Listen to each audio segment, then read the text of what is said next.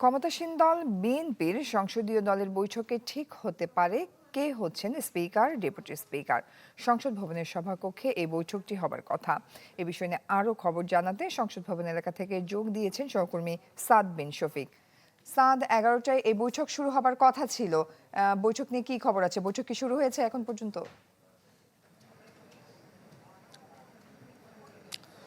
জয়ী যে সূচি আছে, সূচি অনুযায়ী কিন্তু 11টার সময় বৈঠক শুরু হয়ে যাওয়ার কথা। আমরা 1 থেকে 1.5 ঘন্টা আগে থেকেই দেখছি বিএনপির যেসব সংসদ সদস্য ছিলেন তারা কিন্তু সংসদ ভবনে প্রবেশ করেছেন এবং আমরা আসলে সংসদ ভবনের যে সভাকক্ষ তার বাইরে অবস্থান করছি।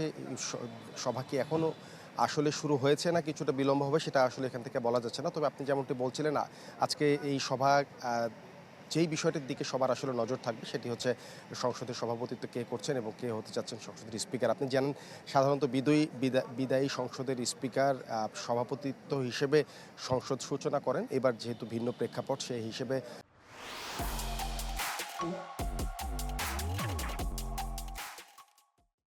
সংসদীয় যেই নিয়ম আছে সেই অনুযায়ী রাষ্ট্রপতি মনোনীত কোনো একজন সংসদ সদস্য কিন্তু সভাপতির দায়িত্ব পালন করবেন এবং তিনি আসলে স্পিকার এবং ডেপুটি স্পিকার তারপর নির্বাচিত করা হবে।